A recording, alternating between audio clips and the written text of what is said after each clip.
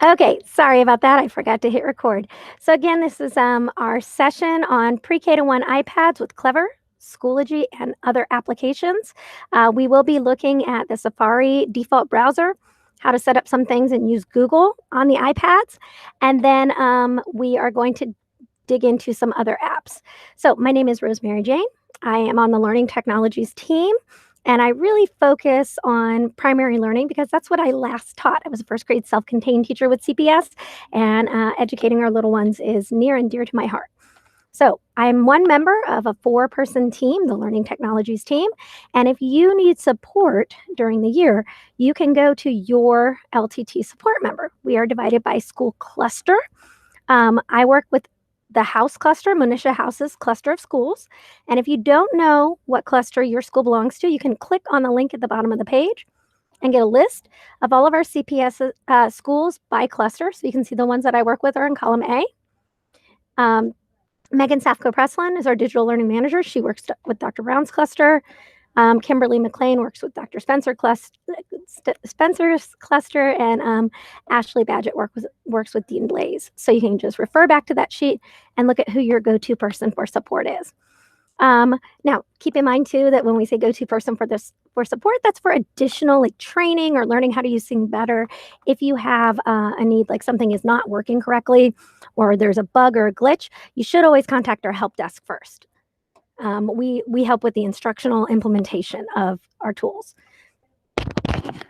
Excuse me. All right, as our team was in the IT department, but really recently we transferred to the Office of Curriculum and Instruction. And in being in part of that team now, we want to focus all of our PDs opening with our mission statement that every child, regardless of circumstances, receives on grade level, high quality curriculum, instruction, and technologies. And that's what we're focused on here today is learning technologies tools. We have our 3 calls to action that guide our work, and you can read those right there. I won't read them to you. Let's hop straight into our session goals. Today, we are going to explore how to access login information to support your learners and their families, specifically Clever and Schoology. I'm even flipping it since I wrote those slides, so it's going to be Schoology and Clever, because I'm going to start with Schoology. Oh, let me go. I will flip that around now. I meant to change that after last time. We are going to look at how to navigate the iPad and some settings in there. I saw somebody throw a question about Seesaw, and it's in there, so probably we'll be able to address that on the navigation portion of this. We're going to look at launching Schoology and navigating Schoology on the iPad, launching Clever and navigating Clever. We're going to look at Safari and understand default browsers and when and how to select to use those, how to log into Google on Safari so that Google apps like Flipgrid will work more smoothly for you. The exit ticket at the end of this is right there. It's already linked. So if for some reason you have to hop out and you don't, this is scheduled for 1.5 hours or 90 minutes. However, I want to be really clear. We are going to chunk this up, break it into pieces, and give you a chance to practice and apply some of these things. But if you have to exit at 1 hour, just indicate however long you were in the session for. So you'll click on that when you're ready to leave.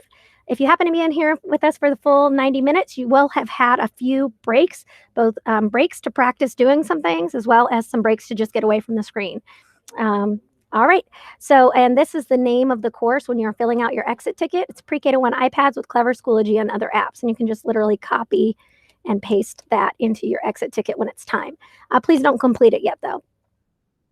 All right, so I have updated the tidbit video on how to log in to Schoology, or to Schoology Clever, and man, I just blanked. Schoology Clever and the iPad, Chrome on Safari. I don't know why I couldn't get that out of my brain. The slides take us into Clever first, but as I just said, we actually are going to start with Schoology. So we're going to look at Schoology and how your young students can access Schoology quickly and easily without any need to enter a username, password, or try to log in on an iPad, especially without having a keypad. What's really great for our preschool, kindergarten, and first grade students is to use our Schoology QR Badges. So I'm going to show you all of this. Then I'm going to answer specific questions about Schoology QR Badges. Then I'm going to give you a little bit of practice time to go ahead and download your badges and even practice snipping those out and how you can give them to parents. If this is a topic you've already covered and you've got it, I did note in the calendar that this is a repeat session. This might be a good time for you to step away for 10 minutes and take care of something you need to do, because we are going to go through step by step how to access our QR badges and how to share those with our students and families. All right. So this is a preview of what your QR badges will look like when you download them. And the great thing about slide 11, I did skip ahead, slide 11, there is a direct link at the top from Schoology for how to print off your QR badges. So for those of you who need step-by-step directions like this, I do know I talk fast, I move fast, but there is a link right there for you to be able to revisit it in your own time. One thing I really like about Schoology is they build in these GIFs that show you exactly how to print these, even down to little tips like making sure you don't accidentally print them double-sided. All right, then it will show you how to scan the badge. We're going to go over that together. And so all that information is in there for you. Again, that was at the top of slide 11. Right there, that link, you can click it and go straight in. So we are going to look at how you actually do that in a course. So I'm going to open Schoology. And from within Schoology, I have two options for accessing QR badges. Also, please keep in mind, we do suggest QR badges to log in for preschool, kindergarten, and first grade. But if you do teach an older student who has special needs or a disability and you feel that's appropriate, I'm going to show how just to pull a badge for one student. We're going to click under courses, and I'm just going into one of my courses. Now, if you like, you can just watch and follow along right now, because I will give time for you to practice in just a moment. All right, perfect. Within my course, this is just one of my sample courses, so I don't have a lot of students in here. Under my Members tab on the far left right there, Members. Members is down below the course icon. I went into my course, and if I just look down the list, Members is right below Attendance, right above Analytics. Click on Members. Okay, you can get the view of all the QR codes like shown on slide 11. It will print out your whole class like this simply by clicking on the right underneath the green box. Well, that flashed too quick. Huh? Okay. Somebody was trying to get in from outside the organization. All right. On the right below the green box, it says print all QR codes. It is truly this simple. You just click on print QR codes, click print, and then you will get this list that appears like this. It's going to download a PDF copy of the file. So you can determine where you save it or how you open it. But it will look like this. Now, because I don't want to open a real QR code in front of you, I've just got this one pulled up. All right. What I recommend you do is from your Schoology course, let's say that you did not get those out maybe during orientation week or when families were picking up materials in person, and you want to get them out now so that they can be working on it right now. Well, you can actually send them to your parents via direct message. So I really like this. Like if I want to send it to Riley's parent or Mary's parent, I can just click on their username, and then it gives me a list of their connected parents. So I'm just going to select this one, happens to be me. And then you can just message that parent. So right here, you can say, here is the QR badge for Riley to easily log into Schoology. Now, if you already have established communication through email, or I'm not suggesting you have to change to Schoology messaging, but it's just really handy because a connected parent will get this message right in their app. So I like to just, and I'm going to go back to that. I go to my student, I click on their name, and then I can see their connected parents. I can click on that, and I can message them directly right there. It's already addressing it to them. Now, I'm not showing you how to message your whole class, because what you do not want to do with this set of badges is send it out to everybody, because it's got everybody's login. You just want them to get their one. So I'm going to go down to the bottom of my screen and I'm going to pull up my snipping tool. If you're not familiar with the snipping tool and you want to know how to use that, I can show you that when I get to Q&A for this section. Oh no. One moment. My screen's being weird.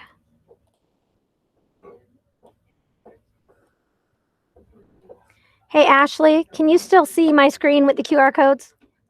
Thank you. All right. So I pulled open my snipping tool and I'm just going to click new. And of course, I'm going to pretend that I'm on the version of this that is not blacked out, the one that was downloaded. And all I need to do is go like this, File, Save As.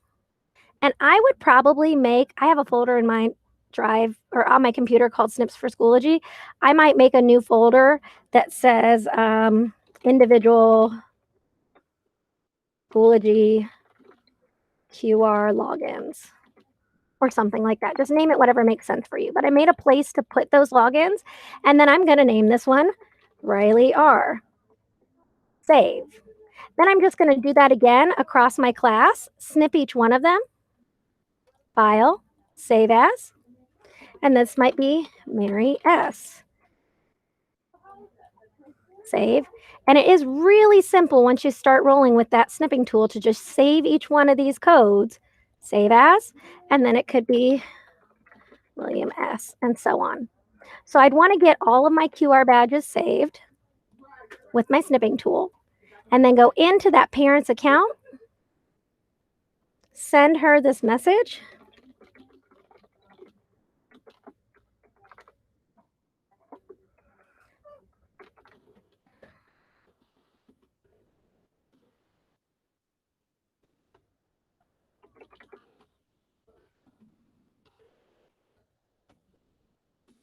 Write a message to your parents, and then right there for File, I'm going to click File, and then I'm going to go into that folder that I created, and I said it was for Mary, so I'm going to select Mary's, open, and it's sent. So that's how I could quickly get it to them, or if they lost it, I could just quickly send it to the parent right through Schoology. So I didn't have to go anywhere else. I actually managed everything from within my course on the Members tab. I downloaded the badges from here. I connected with my parents right here. I could even send it directly to the student if I needed to. Maybe the parent hasn't created their account yet, but maybe the parent has been guiding their child logging in.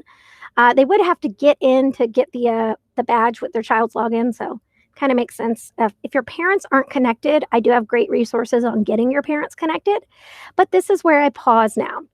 In the first 15 minutes, what we have covered is how to access Schoology badges for your class. Now, the next thing I would like to show you is how that works on the iPad for the students, but I want to pause and make sure there aren't questions about this first. Ashley, was there anything in the chat that I wasn't, or that you weren't able to answer? Awesome. All right. Oh, there are 43 of us. So if you have a question, go ahead and type it in the chat now. I'm just going to give a little quiet wait time because this is a really important step that you get your students their badges.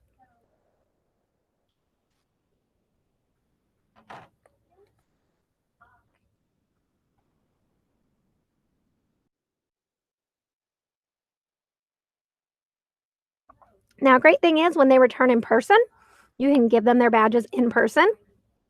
I really recommend that we make a double-sided QR badge. I would probably do it on an index card or something like that. I would probably make it for my students or even laminate it, depending on if you have a laminator access to it. But I would make my Schoology badge and my Clever badge. Clever badges are the next part of this session. Since there is not a question, I am going to show you how this works from the student side of things. And it can work right from the screen. That is a great thing about this. Bear with me one moment while I pull up a real badge.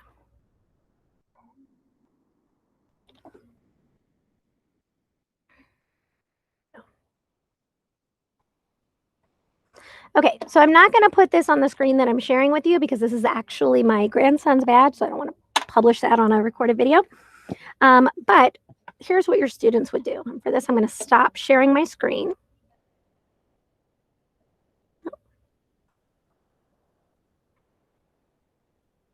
Okay.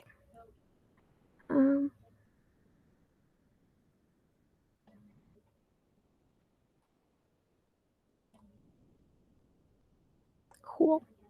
If you haven't tried the new grid layout, it's really great. All right.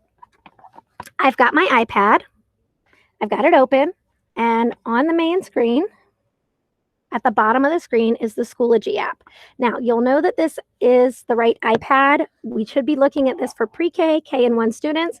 And in the lower corner, it does say ECE for early childhood education. So the child will just tap on Schoology. Now, when Schoology opens up, it is actually opening in the Safari browser, just as an FYI. Yep, it is different than in Clever. We'll cover in Clever shortly. We changed the way they're logging in to Schoology on the iPads once we went one-to-one and took them home. So this is updated since when I last used to train on this. It was, I want to say it was the end of August or early September. They changed the login, and so that's why I'm starting with Schoology now. All right, so I launched Schoology at the bottom of the iPad, and the first thing that pops up is giving it permission to allow the camera. So I click allow. Now it brings up a camera. So you cannot change the direction of the camera on the Schoology app. You actually can on the Clever app. So it is handy if it was a printed badge, they could just hold it over it and it would go straight in. Mine is on the screen, so oops. It's coming, hold on. I'm not in front of my camera? Oh, you don't need, no, I don't, I'm not trying to have you guys see the iPad because it's my grandson's QR code. So sorry, 1 second. I've got a weird angle here going on. You would normally have this right in front of you. I'm trying to get it off the wall. There it goes. Whoops. Everything's mirrored. All right. It went in immediately. Like it flashes so quickly into Schoology that it went immediately in. I can't even show you from the time that the camera reads the QR code until it flashes in. It's that fast. So as long as the iPad's on Wi-Fi. All right. Let me make one quick setting change because I changed something after my last training. I forgot to put it back. Okay. All right. So when the kiddos log in, you'll notice that they are on the updates page. At the top, it's going to give them a prompt. We notice you're using Schoology on an iOS device. Download our app. That's not going to work for them. They can't download apps. Literally will tell them that they're not allowed to. So we don't have the App Store open. They're not using the Schoology app. They're using our version of the Schoology app, which opens in a web browser. Okay, when your students log in, the first thing that they see is updates. So if you are thinking about a preschooler, kindergartner, first grader, think about these updates compared to this update. When at all possible, I do suggest you use what I have a video on my channel for this called Updates That Pop. Use an update that has a visual so that your kids have a picture to prompt them to go into their work. It doesn't have to be a Bitmoji classroom. That's just this example. It could even be as simple as a button that says get started here or something simple so that as soon as they log in, they can tap it. I just touched the picture and I'm going into the course now. And all of my work is in here. So that gets my students straight in. What I like about this is there was no figuring out their username and password. There was no typing on the iPad keyboard, which we know that touch keyboard can be really difficult for little fingers to navigate. All the student had to do was scan their badge. They were in the course. And if you set up your Schoology account right with some pictures in your updates and have those updates visually pull them in, they can just tap the picture and be into the work. Now, any questions on what else I just shared with the student side and navigating the iPad?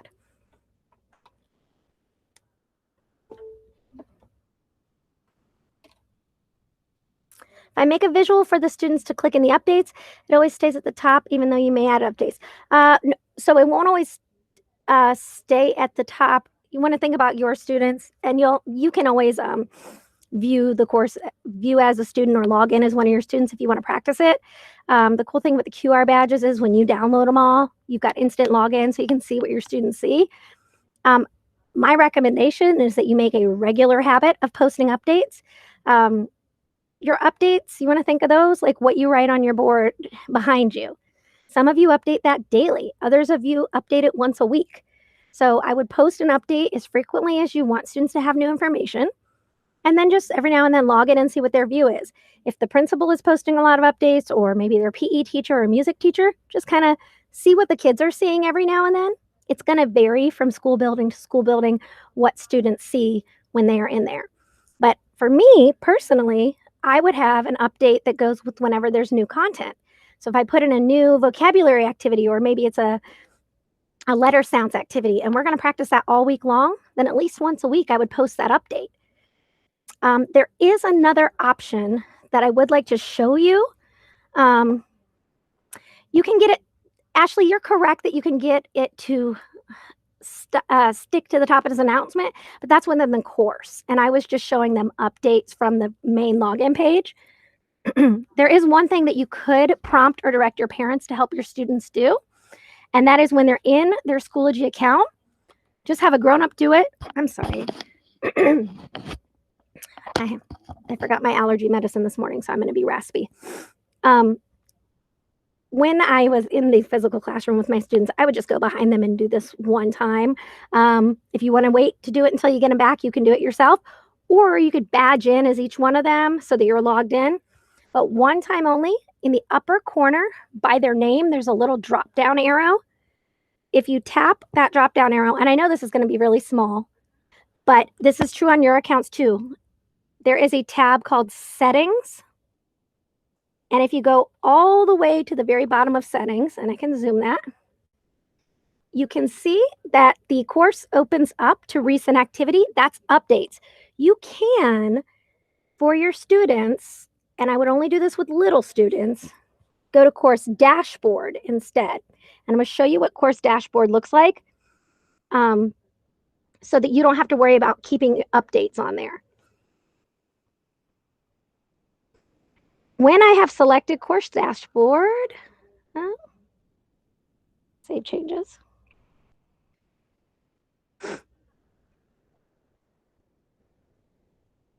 Okay.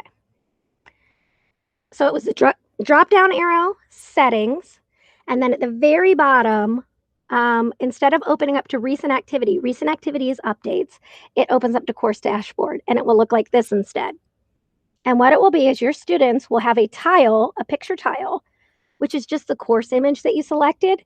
So let's say that my grandson knows this is his teacher, and she put this as her homeroom picture. I don't know if you guys can see that. Sorry. Let me pin my view.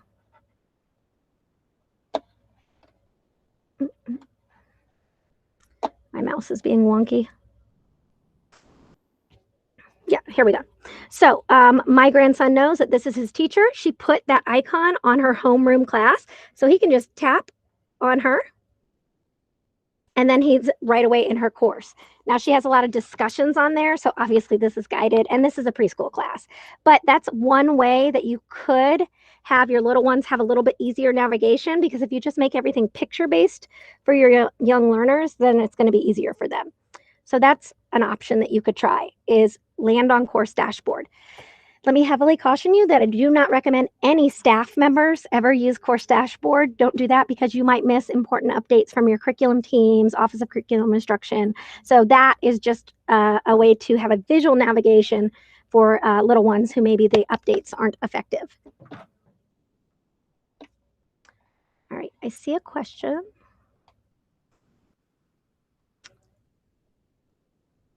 Okay, so if you are in the tile view and you do want to see what I'm sharing, you can do as I'm sorry, I don't remember who just said that. As Davis suggested, you can actually just hover over me. You'll see a safety pin, and then there's a grid, and you can just click on pin to screen, and that'll give you the full view of just what I'm presenting. I'm really sorry, because usually, I'm going to present my screen right now. I always start my sessions with a quick overview of the best way to participate in one of these sessions. So let me do that real quick. All right, at the bottom of your Google Meet, in addition to your mute and mute your camera, across the bottom, there's a 3-dot menu for more options. You click on more options. You can go up to change layout. If you click on change layout, I actually do suggest Spotlight. That is the best full view. If you just even look at the preview of the icons, it is a full view of whatever the speaker or presenter is sharing. So Spotlight is going to be the best when you are participating in a PD. Now, if you're in your class meetings or like on my end of things, I want to see everybody, so I go to tiled. You can also adjust how many tiles you see by dragging that there. But you personally right now, if you want to see my screen well, you're going to get the best view on Spotlight. And I'm so sorry I didn't open with that. I usually do. So again, that was the 3-dot more button. Up at the top, it says change layout. And I do recommend Spotlight for you to have the best experience possible for yourself. All right. Marilyn, give the Spotlight a try from the 3 dots more and then layout. Okay. So Patty Boskin asked about Seesaw. We will get to that. No, it's not difficult. There was actually a video that I just released from a 2nd grade teacher showing how she links it all together. All right. I am going to address the question now from the picture that goes with Schoology is different and clever. So I put both on my kids' cards. We'll go into Clever next, but I'll start with the Schoology side of Clever once we get our badges. It is 1:30, so we're a third of the way through.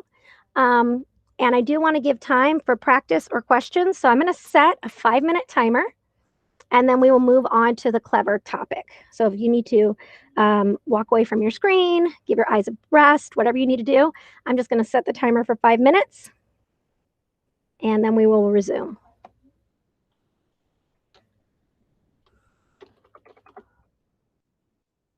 Please definitely take a screen break if you can. All right, we're on 5 minutes. If you want to ask a question, you can, but if not, you can just mute your screen and give yourself a break, or go ahead and try to download those Schoology badges. I'm not sure if you're aware, but you're still sharing your screen. I want to share this right here. Okay. Thank you. You're welcome.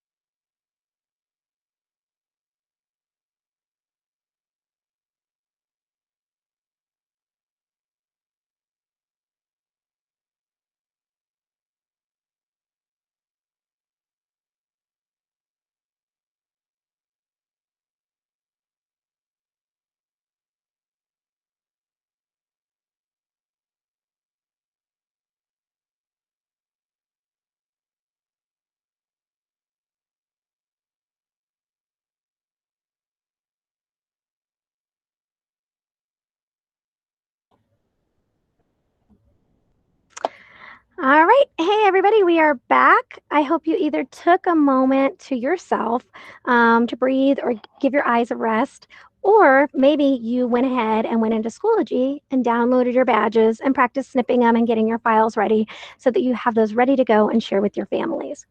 Our next portion of the agenda is going to be looking at Clever. And I'm going to go much more quickly through the instructions because they're very similar. And we're going to get more into a few specific things within Clever, some clarification, and things like that. So as before, if you have any questions, you can just put them in the chat. Ashley Badgett is moderating, and she answers your questions right there. And when she can't, then she will make sure I address them. So our next portion, we are going to look at Clever. So I'm going to just present my screen. Pull in my slides. All right.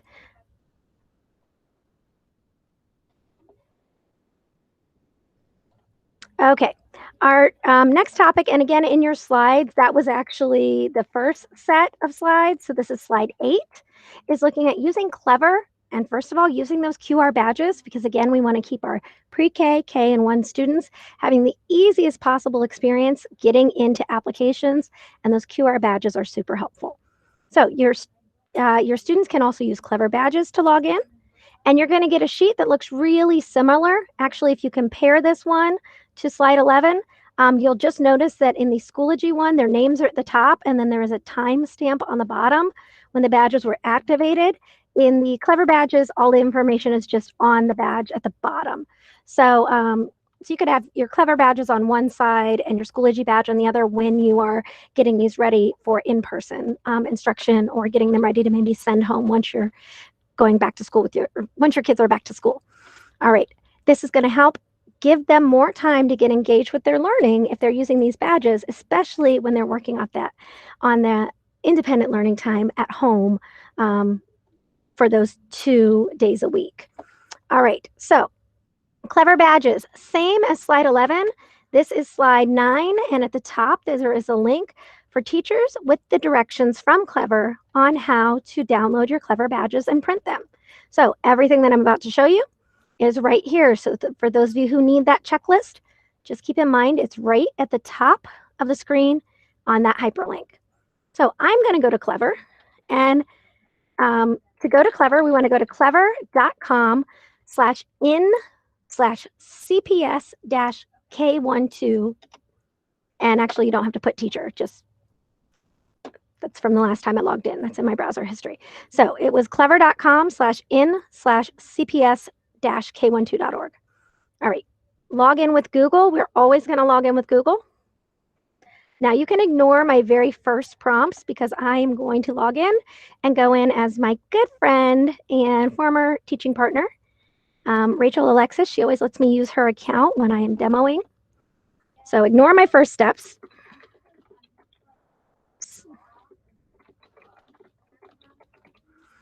I want to open up a teacher account so we can look at what you would typically see. All right. So when you launch Clever, you should land in your dashboard that looks something like this. So you're going to have your class name. Now, she did rename hers. You can always name that. And then at the very top, though, in the blue bar, if you look, you've got classes. Now, on classes, you've got the name of your, usually if you're pre-K, K, or 1, your homeroom is there. If you do teach pre-K, K, or 1, and you don't have a homeroom tab in your Clever, you might want to look by subject, but there's very few early primary teachers who don't have a homeroom. So you're just going to click on the name of your course, and if you look at the top, the very first prompt is to download a class set of badges. It is that quick and simple. You download that, and then you've got the same set of badges, or excuse me, not the same, but a similar looking set of badges as you had for your Schoology badges. So the same way that I showed you, I just used my snipping tool.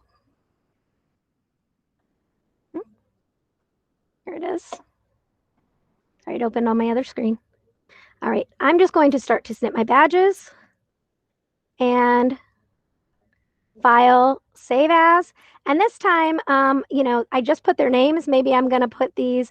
I would either make a separate file that says individual Clever logins, or I could just make the word clever on that one. Save.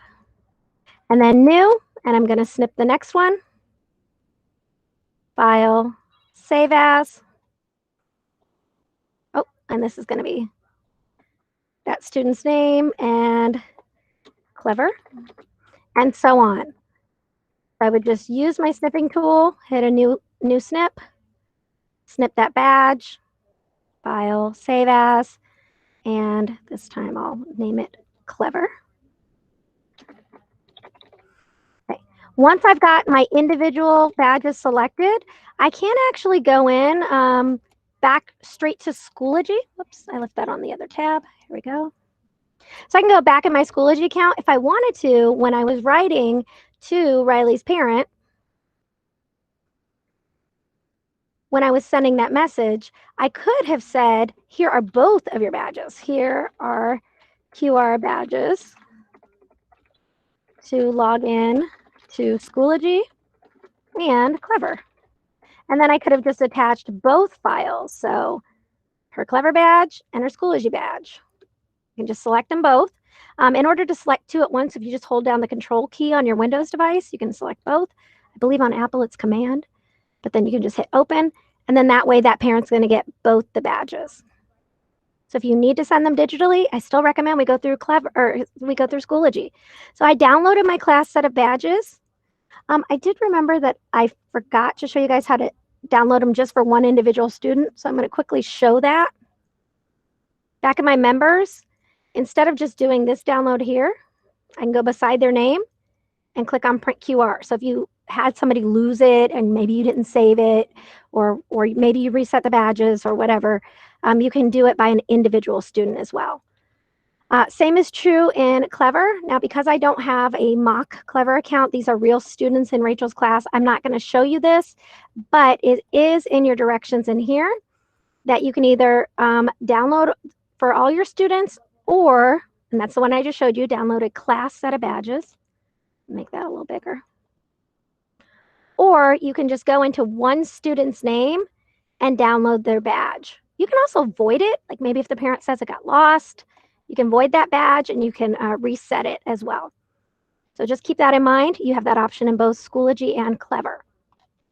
Now, my next portion of this, I'm gonna badge in to William's Clever account, and we're gonna explore some of the apps that are in Clever. One moment.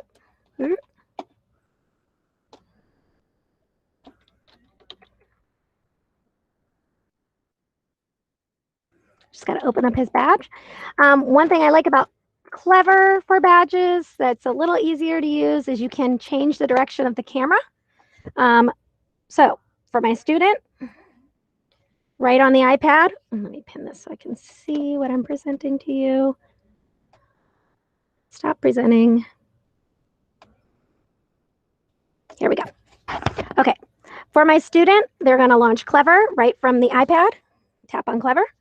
And then you'll see that it opens up immediately to the camera. They can also change whether the camera is forward facing or not. So they can tap right there and it will go to a backward facing camera. That can be a little easier if it's on another screen. It went in super fast, faster than I could turn it around to show you. But my student is now in his Clever account. Now he is in Rachel's class. So I showed you in her Clever account. She had her preschool class. You can tap on that. And then any apps that she adds for that class would be right there. So that is one really handy thing for you to use for your students is that link. Now, somebody mentioned that the badge or the app on the iPad for Schoology looked different than Clever right there versus this one. And what I'm assuming that you're referring to is, whoops, I hit the wrong thing.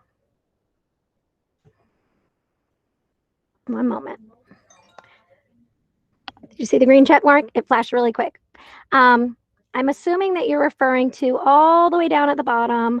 There is a app in Clever that says Schoology, and it's got like a QR behind it. And so it says Schoology Pre-K-1 badges.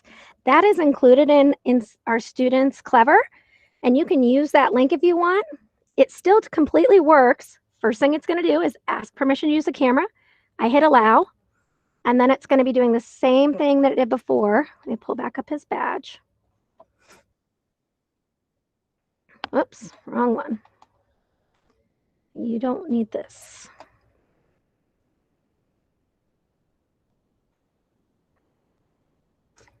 All right, there's his Schoology badge.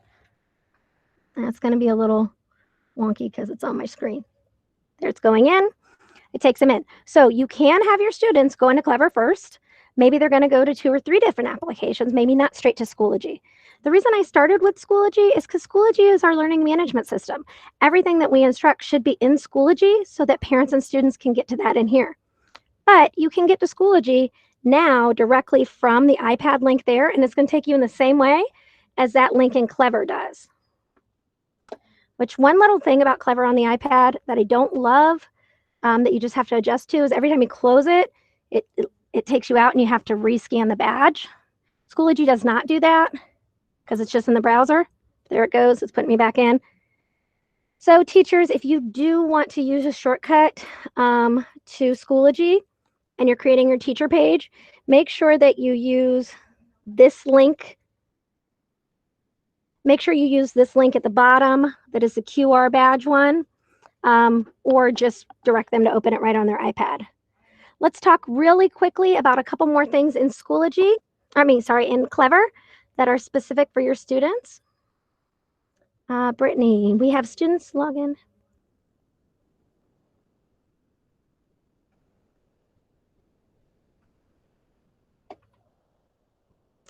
Okay, Brittany, I'm not sure exactly what you mean. Let me finish up my thought on the general. This might answer your question. So once they are in Clever, okay, their apps, just to be really clear, they do not all actually instantly log in. That's only true for the apps at the top that say instant login with rostering. That puts them in the correct account and puts them on the right roster. The next section is instant login applications. So that will instantly take them into their account. The rest of it, the one that says instant login with saved passwords, that's actually not going to work on the iPad. So these couple of apps right there with saved passwords, they don't work on the iPad. That is a Chrome extension. It does not work.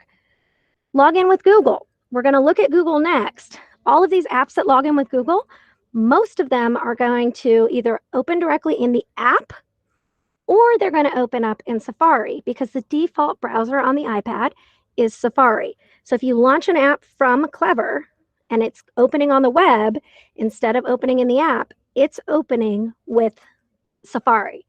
So I'm going to show you how I use Google in Safari to get around that to save time. Brittany, that might answer your question. Now, everything else below here, the other district application links, these are just links to the login page. And so a lot of people get confused about Clever. They think that Clever logs them into everything. Clever logs them into everything that can be logged into with Clever or that is paid for to be logged in with Clever. So one example is like the little piggy right there is the student free version of Freckle. The free version doesn't allow you to instantly log in. We didn't purchase the paid version. So if your school did, that's fine. Then your school would get with our IT department to get it added. But just so you're aware, there are plenty of apps that are here that do not have any kind of instant login. So if you choose to use something like the free version of Zern, it's fantastic. I really like that app. You will have to provide login information for your students. And depending on how you set up your account, will depend on what instructions you send home. So I really do recommend you communicate with parents through Schoology direct messages. I know a teacher last year who used Zern and sent all their individual login information straight home. Now, let me pause there because I know that there might be questions about the Clever portal. Ashley is right. Brittany, you might want to direct families to remove other users. We are getting into Safari and Chrome next. Or Safari and Google next, not Chrome. Safari and Google next. Okay, the QR badge portion of the agenda was really short. So it was just logging in, getting your apps. If you want to take the time to ask questions about how to set up your teacher page in Clever, I'd be willing to cover that in the last half hour of this in the open Q&A part. What I want to go to next is slide number, it's really kind of slide 12, but we're not talking about Chrome here. Now, let me hop back over here. Okay.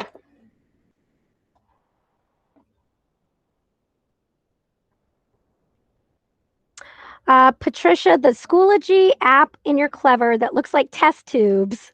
I believe you're talking about the little parents at the bottom. Let me make sure I hold it up. It looks like they are little outlines of a family at the very bottom. So is that the one you're referring to? It's not test tubes, but that one opens up Schoology.com, which is what parents should log into. So it's a parent login. No, it looks like little blue and pink test tubes and different things. I don't know what to tell you. That's not on the device I'm on. It's possible maybe somebody added the wrong link at your school building. So let's look at, yeah, unless you can show it to me somehow. We would have to save that question for the end. Emerson, you asked, is there a way to change a link on an app to Google Chrome and Clever? Learning.com is just buffering. So if there is an application that is just buffering, is having a problem, is working as not expected, you need to report that to the help desk so they can route that ticket correctly. There have been applications like Schoology that don't open correctly. There have been applications like Schoology that don't open correctly or don't work well for the way we use it. And so if Learning.com is having errors, the Schoology app used to open to just their app, but the app itself, it wouldn't display half the visuals. So if we created our own visuals, they didn't work in the Schoology app. So we had to push out Schoology to the web. And by pushing out Schoology to the web, we pushed it to open in the default browser, Safari. We tested this extensively and determined that was the best option for our little ones. But actually, our older students who use iPads, they have a web clip that goes to Chrome.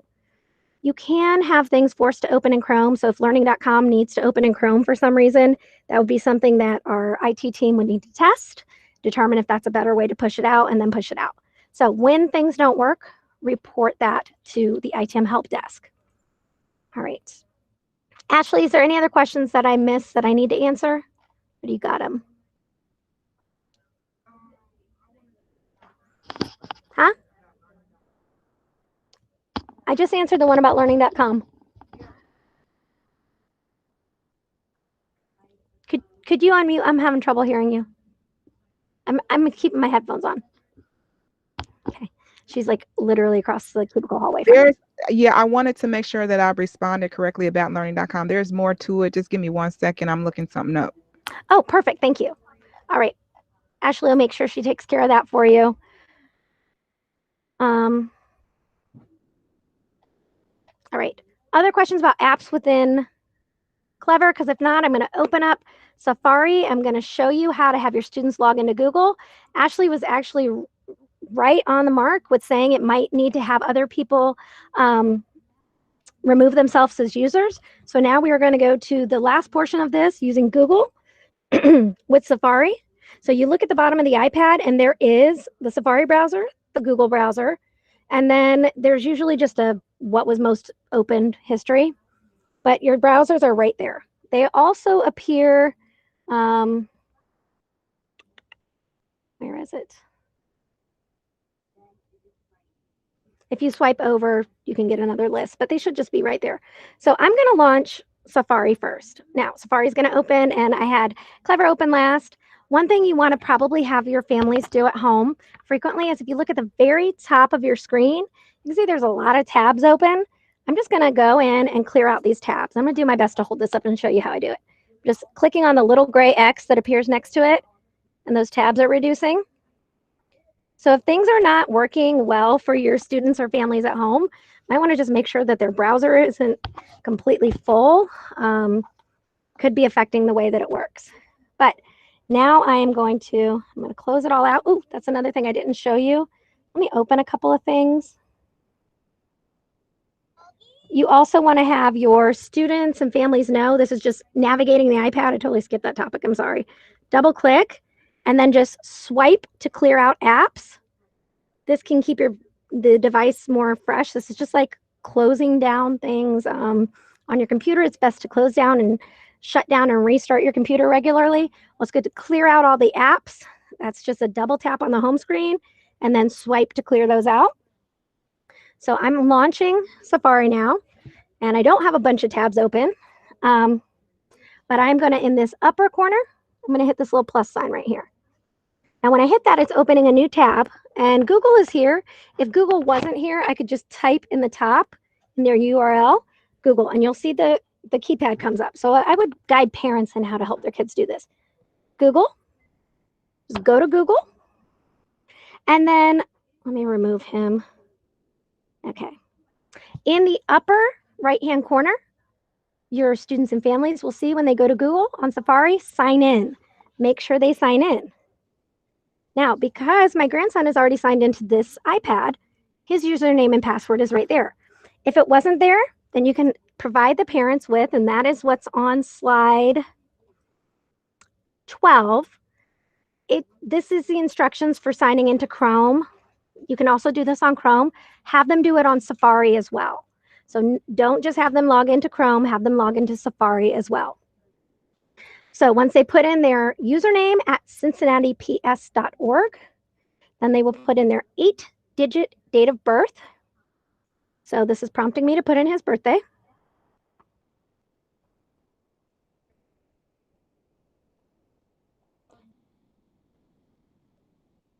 All right, and now he is logged into Google. Now let me show you why this is a great thing. On my other screen, let me pull up my Flipgrid.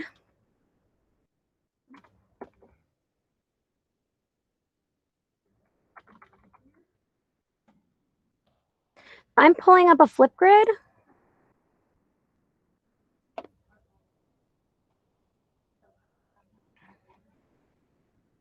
Whoops. And I just want to let you know that I am actually sharing this one with a QR code.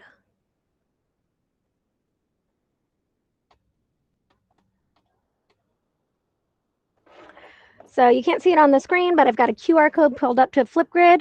And now because I'm signed into Safari on Chrome, when I launch my Flipgrid app, so it's right here, Flipgrid actually logs in with Google. Slide 12 in the slide deck. Ashley, if you could drop the link, that'd be great, to the slide deck from earlier. All right, so I'm just going to click right here. This is another way that we can make this easier for our little ones. Scan a QR code, and it's going to let me scan that. I'm in, and it's asking me how I want to log in. So if I click on Join with Google, watch what happens. I'm going to hit Continue, and it actually is opening up in Safari. So I'm not in the Flipgrid app anymore. It's asking me if I want to sign into Flipgrid. I say yes, and I am logged in because the Safari browser was already signed in to Google. So I didn't have to enter his username at cincinnatips.org again or his birth date because my device, the default browser, which is Safari, was already signed into Google. So you could also do the same thing with Chrome. And for Chrome, it's super simple. If you had another app open that opened in Chrome, there are a couple apps that open up in Chrome. Just know that they will go to the 3 dots in the upper corner, the More button, and they will type in settings, or not type in, sorry, tap on settings, and then click or tap on sign into Chrome. And then you can see right here, it's asking them if they want to sync. So slide 12 does refer to Chrome only. I really just need to add a Safari icon to that. I'm going to add account, and then I'm just going to enter it. So I would guide parents in this. This will be really difficult for a little one.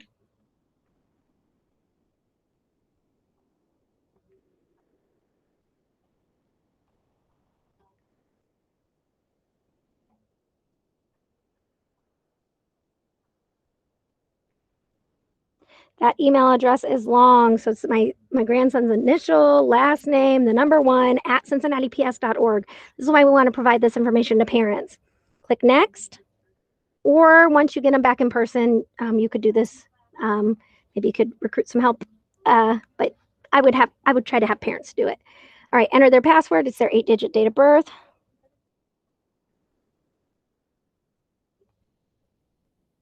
Okay, so then it does prompt them for sync. So we looked at Safari. It didn't do all this with Safari. We just signed in. With Chrome, we sync, accept and sign in. And then William is now logged in. So now if something else opens with Chrome, then he's signed in. So if we could just get our kiddos signed in to Google on Safari, signed in on Chrome, then give them badges to get into everything else, the most they're probably going to have to do is to tap their own username, and then they're done. So we have covered everything in the agenda besides other apps. I did show Flipgrid briefly, but I do want to stop and pause because we have now just hit a 1-hour mark with our session. So I am going to go back in the agenda, and I'm going to share the exit ticket with those of you who only wanted to stay in for an hour.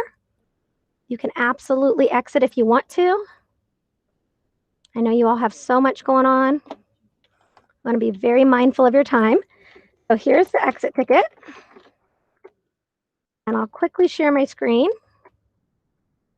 And then we're going to be moving into exploring any other apps and having any questions that you want answered. Some of it we'll just have to explore together or troubleshoot. Here we go. Ashley, can you see the exit ticket? Perfect. All right. So if you need to hop off, here's your curriculum and instruction exit ticket. So you will just fill out today's date, your name, your building. Presenter first and last name is Rosemary and Ashley. So I led the session, and Ashley has been doing an awesome job moderating the chat and getting all your questions done. Make sure you indicate your grade level.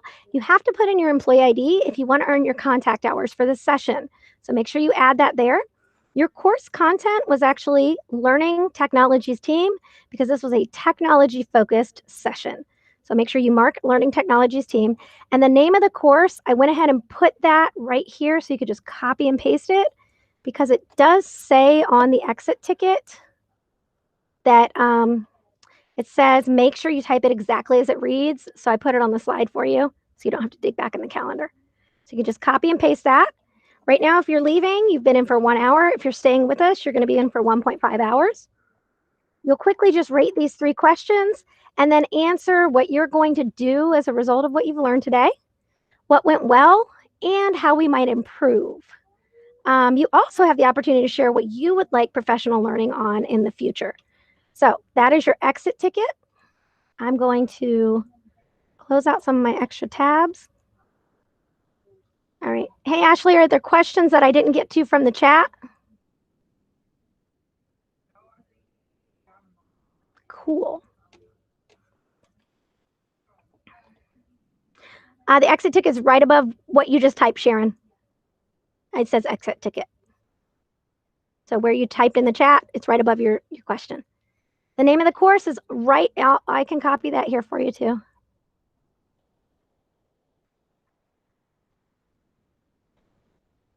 I believe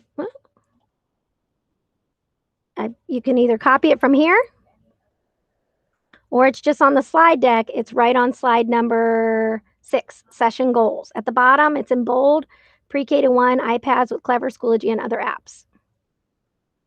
The only other app we really looked at today was Flipgrid, and we only really briefly looked at the app itself and how it works for our students.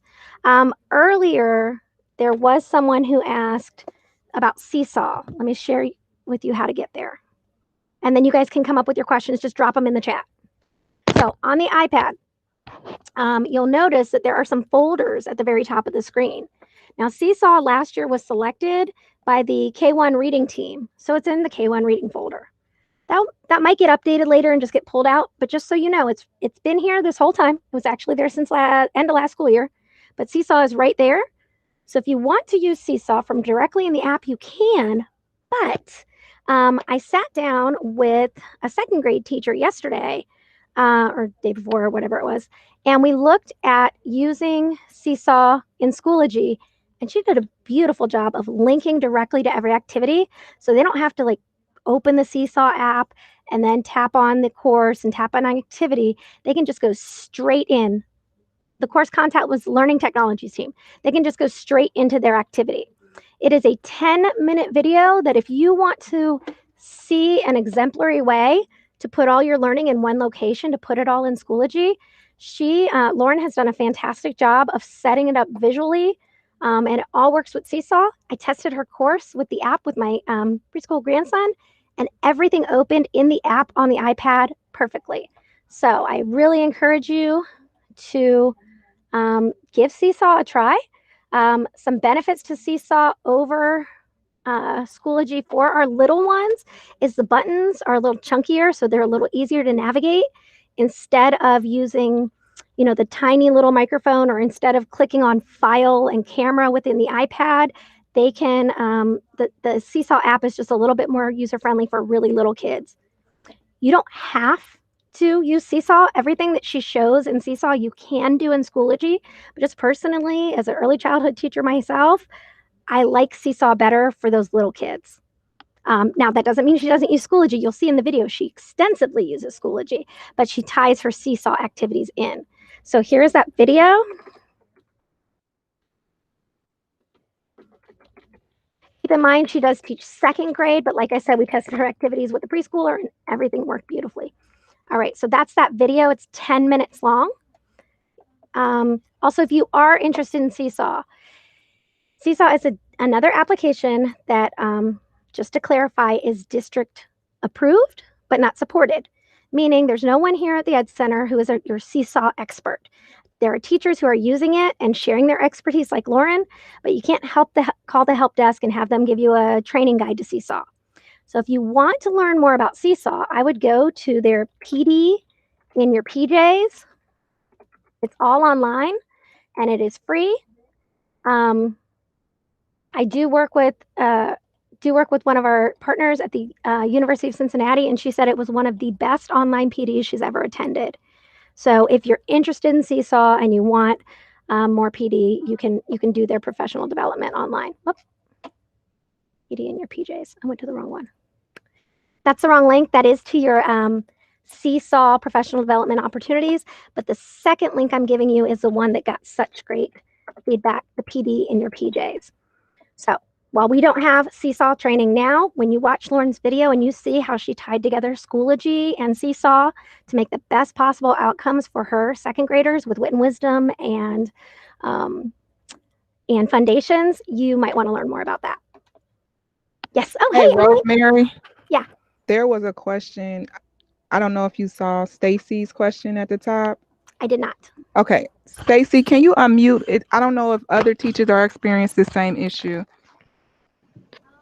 Yeah, so we're having trouble when we are using Seesaw. It's coming up on not all of our students' iPads, but some. It's saying unable to install Seesaw. You must purchase this app. And as well as some students, Seesaw iPads are saying that it's a pop-up blocker coming up. Okay, so when I tested it, I did only use it through Schoology. And so the process that I followed was what I showed you earlier, badging in with the QR badge to Schoology. And then I tapped on the activities and then it opened up in the Seesaw app. I did have to sign in to Seesaw with Google and then everything worked. So like I showed you about signing in to Safari with Google, it took them straight into Seesaw. If you are having errors though with the app itself, I have not tried or tested just using the app. If you launch the app, you can actually click on I'm a student and it will give you a QR badge option. So again, is that the way you used it last year, Stacy? Yes, we use it both ways because we have it embedded in Schoology as well, but certain students is still popping up with that message. So my number one bit of advice there would be to make sure that family contacts our family support line, or even better for you as a teacher to contact our help desk. There is some troubleshooting that a family member can do at home by going into at the top of their device. On the second page of their device, the extras folder, there is a settings icon there. This is standard on an iPad, but they can double check that maybe the device is updated. every now and then it's not updated. It does need to be on Wi-Fi and plugged in for certain automatic updates to come through. But our Okay. family support line can either help the family member in checking and making sure the device is up to date, or could help you as a teacher in knowing what those steps are. Okay, thank You're you. welcome. Stacy, I did just post it in the chat for you, just in case you didn't have it. The number. Thanks. You're welcome.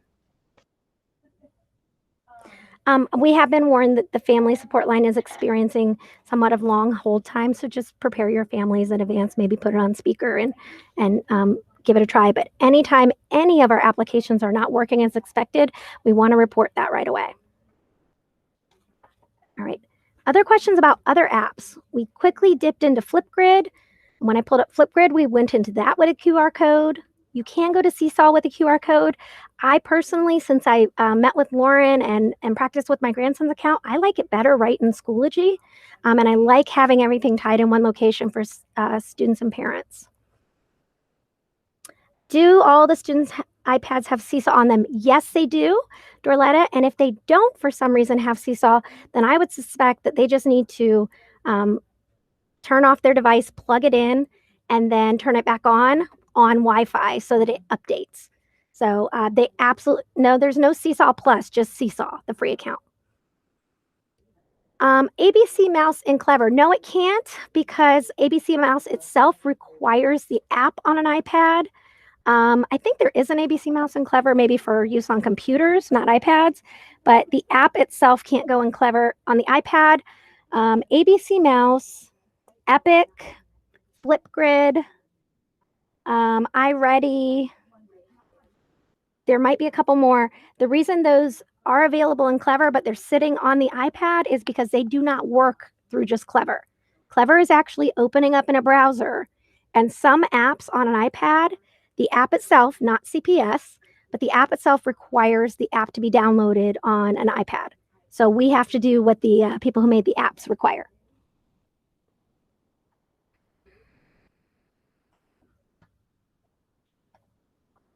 This is just your open Q&A time. We got 15 minutes left, and I'm happy to answer any questions you have about using the iPad. Someone asked about Seesaw Plus. I don't Oh, think we. Yeah, we do not have that. Okay, I didn't think so. As a matter of fact, our director of curriculum, Emily, she was just on the line. She just put it in one of our most recent updates, a list of what we actually do have at the district level. Seeing if I can open that. There are a lot fewer than you might think. Let's see. Weekly updates. Maybe it was last week's update.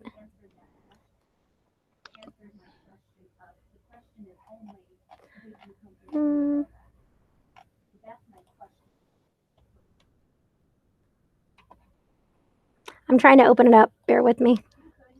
She did publish a list of those just recently.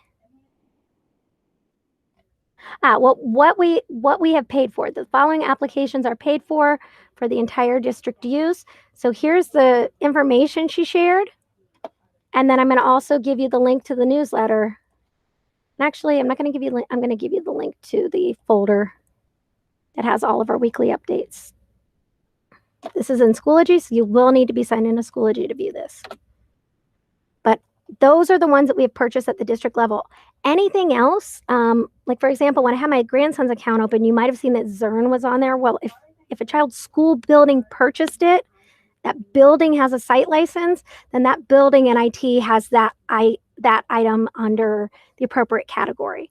So some of them are going to appear under instant login with rostering, like Zern. If the building bought a license, if you don't know if your building has a license, you check with your principal. Your principal would know, because they would be the ones who place the order. Rosemary, can you go over, well, first, Stacy has a question about the microphone on Seesaw and Schoology. I believe they can be used. Yeah, the microphones can be used. Everything is unlocked now. And Right. if you had tried it, maybe if you tried it like August or end of August, or maybe even into early September, they were disabled, but those were turned on sometime in September.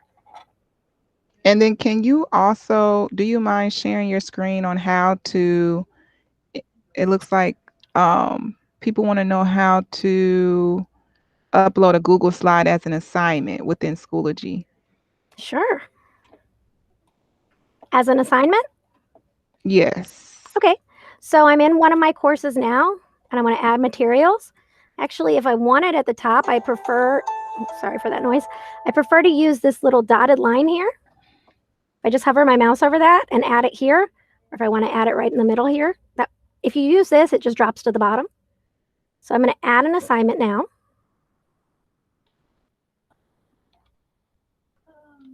And let's say that maybe you had guided notes for them, or one of your Wit and Wisdom slide decks. I'm just going to use this one. In my assignments, now, can I pause though and clarify? Do you want your students to be able to see it on the assignment, like it's embedded, or do you want them to each get their own copy that they turn back into you? Amber, can you unmute? This was a question for. Yes, I want them to each get a copy, but the problem is when it's embedded, they can't move the pieces. Yeah, so when it's embedded, that's for them to view. When they get their own copy, then they can edit it. So, okay, great question. So, student copy to turn in Google Slides. Name it whatever makes sense for you. Just remember the description here actually means the instructions to your students. So what you want the students to do, I like to make this font larger. I would recommend you use our UC templates if you can. But you also always want to click or type in the words that will save you calls from parents. Click on my document above, because they're going to have this little thing that shows my document. This was actually one of the topics I covered yesterday in my Leveraging School session. So give them their instructions, click on my document above. You can embed your own copy if you want them to see it, or you can just go straight down here to Google Drive assignments. There's two things you have to do to set this up in advance to have it work. You have to connect your Google Drive to your resource app, and then you have to connect it to your assignments. I'm going to just paste in the name of this slide deck. All right. So here's the slide deck I want to share with my students. I click it to select it. What? Okay. I heard a gasp.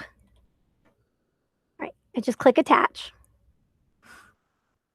And it's saying it's going to create a copy of the file for each student. So one thing to keep in mind is that if I still have some editing to do in that, I might want to have it unpublished, because once I hit create, when the student gets their copy, if I continue to edit the template, they won't get changes on their template. Just keep that in mind. It's just a little tip. You can set a due date on this. You don't have to. You must set a category. So select a category that makes sense, or just leave it as ungraded. I'll mark mine as ungraded.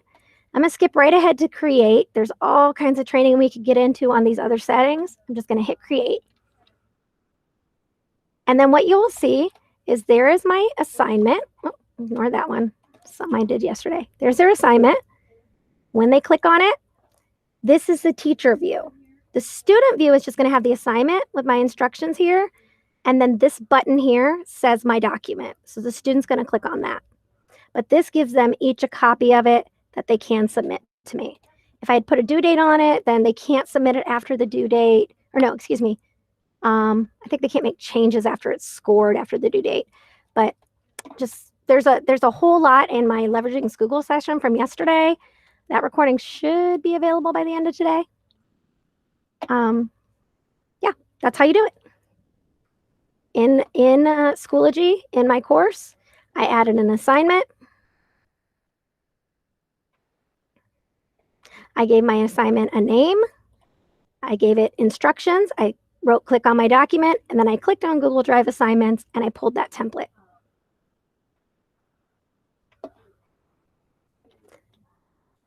I would recommend that you test everything you try to push out. The kids are going to use on an iPad on the iPad. So I have not tested a Google Drive assignment with a slide deck opening on the iPad myself. So every time you make something, test it with one of your kids. Get one of their badges, scan them in, and you try it for them. You can always just unsubmit it to them if you don't want to affect their work, because certain apps or certain things will open up in the app itself, which might require a sign in the beginning. So they might have to sign into Google Slides. Other things might open right in the browser. Make sure you test your links and your activities first. Hey, thanks, Ebony.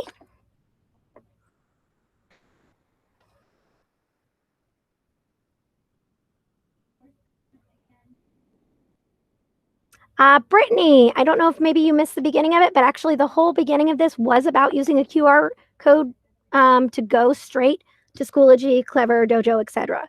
So you can just click on, let me stop presenting.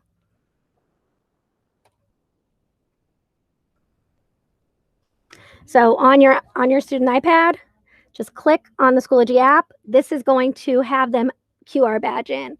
If they click on the Flipgrid app, there's an option right when it opens, right there, the red button.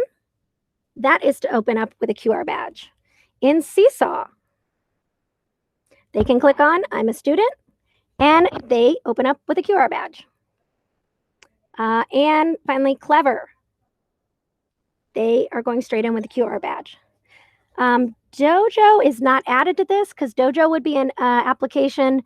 We do have it in Clever, but that's more for parents to log into. Our students aren't logging into Dojo to do anything. If our students need to log in to do something, they should be logging into Schoology.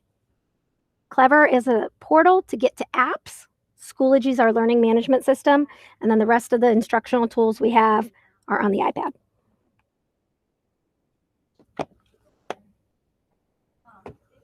All right.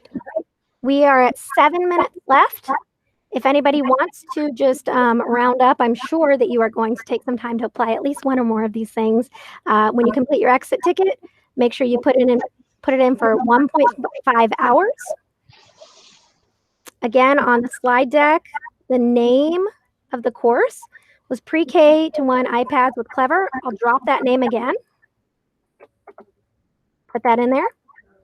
Presenters were Rosemary and Ashley.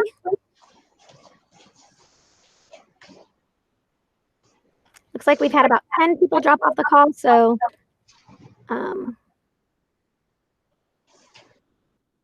so if you don't have any more questions, you know, take back 5 minutes of your life, 7 minutes of your life. Rosemary, I have a question similar to the one you just answered about the Google slide deck and embedding that. So I work with preschool, and I noticed that when you create an assignment, that you can write the title in. Is there any way to input an image there instead of words so that the kids can just click on the image to get into the assignment? I'm going to show you a hack for that, a little tip. Okay. Because no, you can't on the item itself, but I'll show you how I do that. So let me go out of this sample. Okay, so this one right here, like this assignment that I just made. Okay, when you are in this assignment, if you actually look at the URL up here, it is customized to that assignment. It's at schoology.cps. So keep in mind that won't work for parents because parents are at schoology.com or apps.schoology. But you can say students, click on the image below, and I'll show you how to make this into a shortcut. In your course, I just copied that URL. I always have a folder, and ignore my disorganization. I do a lot of training out of this course. I have a folder called Updates Not Published. I create a picture-based update for my assignments that take them straight into the assignment. So what we're doing is setting up a visual navigation. It doesn't come that way. And if you need this is under Updates at top, my 5-minute video on my YouTube channel. So I'm just going to say, students, click on, image below to complete today's assignment. Okay. And obviously, I might not write it like that to a little one, but this is for parents too. Hello, if I can type. So, if I could spell. Okay, then below here, I'm just going to insert an image. Now, I could have saved it already to my computer. Let me look at my downloads. I'm sure I have an image somewhere. So let's just pretend that this star is, you know, the image that I'm going to use for my assignment. Resize it. Always adds a white space. I delete that. So, you know, maybe I want it to look like a button, right? It could be today's assignment instead of staff and students. It could say today's assignment. Just pull your image from wherever you created it or downloaded it. And then you just click on the image, go to hyperlink right there, link, and just paste the link to the assignment. When you hit insert, now that picture works. Now I will say that I always give a little additional image not working, just in case you're on like a parent's iPhone app or Android app. I always say click here. I do that extra little step just to be safe, and then the word here, I hyperlink this as well. So I just dropped that link twice. All right, then I grab all of this, copy. I do save mine so that if I need to refer back to it, I can change it later. And then in my updates, all I have to do is hit paste and post. And then my students, when they log in, have that picture sitting right there. Should just take a moment to refresh. So my students can then on the iPad, and I promise you this works, click on that and they're right in the assignment. Okay. It's a workaround and it's from my video collection, Schoology Tidbits, and it's updates that pop. I'll drop that link in the chat. Thank you. Yes. Hello. Yes.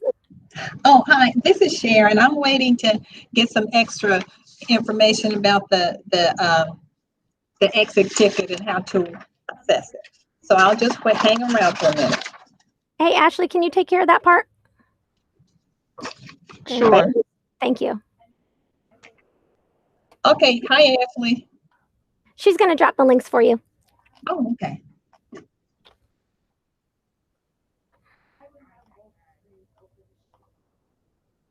Goodness.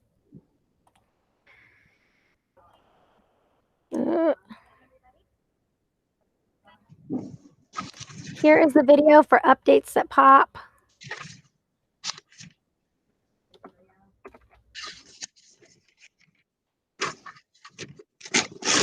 That is a 5-minute video.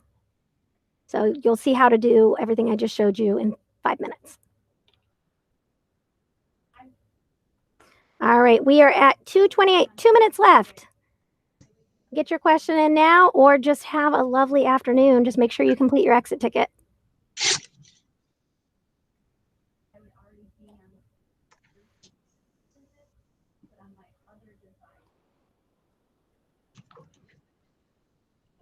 Okay, this was a big group today. Please make sure that you drag your cursor down after you click on the exit ticket.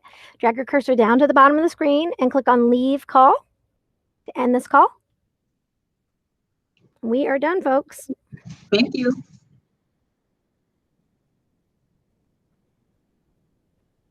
You're welcome. Have a great afternoon.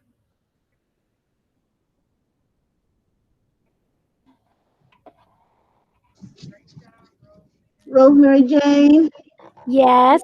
I cannot type in the iPad session. It's not letting me.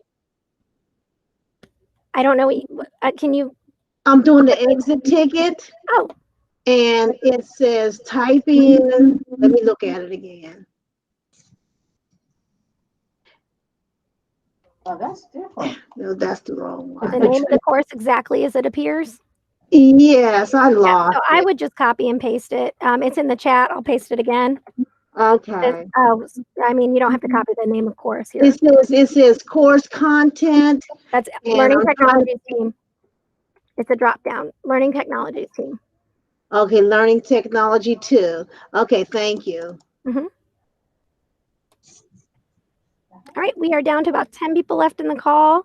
I'm going to stop the recording and wrap this session up.